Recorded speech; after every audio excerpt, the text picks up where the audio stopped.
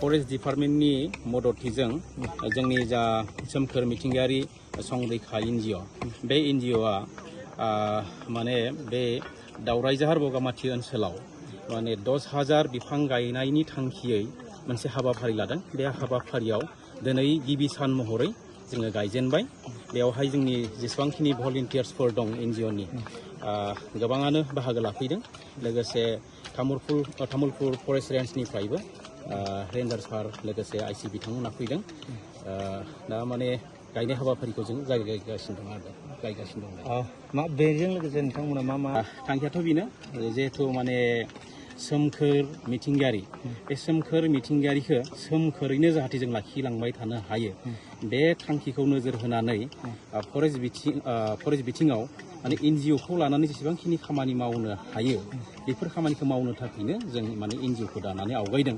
आरो बिनि अनगायैबो लाइमोनफोरखौ जाहाथे थांना थानायनि माबा मोनसे राहा होनो हायो नामा, दा बेखौनो नोजोर होनानै जोङो गुबुन गुबुन बिथिङाव खामानि मावलांनायनि थांखियै बे एनजिअखौ दादों।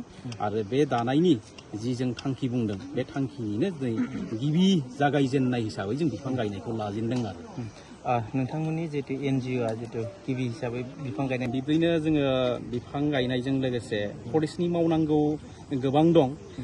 दहाय बुंनाय बादिनो जिहेथु माने फरेस्ट डिपार्टमेन्टआ एनजिअखौ लानानै मा बिथिङाव मावथावना दं होनना बुङोब्ला जों एसे मोनथिनायाव जेरैहाय ओनसोलाव मैदेरफ्रा फैनानै बहुत माने उत्पात खालामफैयो।